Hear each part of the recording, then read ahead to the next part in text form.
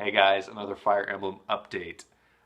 I don't really remember what I talked about the last time I recorded since I tend to space these out, so hopefully I don't repeat myself too much, but I am right before chapter 19. I just did a bunch of Paralogue missions. I just got a bunch of new kids. I beat the second castle defense mission, so there's a lot to talk about. First of all, I have had to make some choices in which characters I'm going to support, I suppose, or just go with going forward, because there's only so many Master Seals. Like, there's really not that many available to you. In Fire Emblem Awakening, you could basically buy as many as you wanted. That wasn't a big deal. You could see what was good, who was good, who wasn't. In this one, I have had to make some choices. A lot of the times they tend to be the children because usually by design, they're supposed to be better than their parents. Supposed to be. So I'm going to talk a little bit about who I have real quick. I think I only have 3 free Master Seals right now. So I'm holding on to them and trying to figure out who I'm going to go with when it comes to certain characters. But Corrin is obviously really good to the point that I probably shouldn't use him as much because he tends to take XP away from other things. As a Lord, he's picked up magic and he's really useful in a variety of situations, so he's good. His kid ended up being Kana, and she is just as useful as her dad. I think I tend to stick with her a little more in the Dragonstone form, since she does have this ability that heals herself at the beginning of a turn by 15% of max HP if it's equipped, and so I think that's pretty good defensive ability. Asura did have a child attached to her. This child ended up being just what I needed, since my army did not have a Falcon Knight of any kind, like at all. So his upgraded form ended up being actually turned him into a Kenshi Knight, which is basically a Falcon Knight that can use bows. So it didn't seem like a frontline unit, so I figured bow would be a good place for him. He does have some healing capabilities as well, so I think he can do a rally which heals things. And since he is Corrin's son, he also kind of punishes people that attack him. He does have an ability which knocks their stats down if any sort of combat happens. So I'm definitely liking him. He's a good character. I probably skipped some though. Effie, I evolved into a general, and she's pretty much going to do the same thing she's always done and just be a big old wall. So she's useful. Mozu and villagers in general in this game. She is not nearly as good as Donald was in Fire Emblem Awakening. If you leveled up Donald to a certain point, he just couldn't really be stopped, at least on normal mode. In this one, not as good. I'm kind of working her with Odin to maybe get a kid out of them, which sounds really weird, but she is okay. She is a Master of Arms at this point in time, and her stats are solid, but I definitely lost her a couple times, even as she's been powerful, so she's not someone I could just throw at something like Donald and expect him to melt away.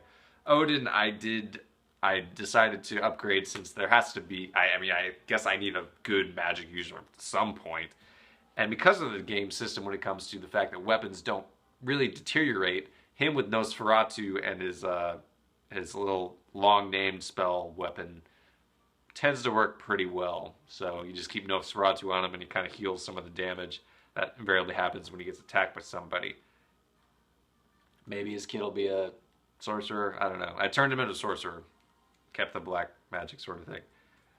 Sophie, I think, is going to be my paladin going forward. So Sophie is Silas's daughter, and actually Silas and Felicia's daughter. And in that regard, she actually has surprisingly good defensive capabilities when it comes to anti-magic units. Like, I needed another anti-magic unit, but here we go.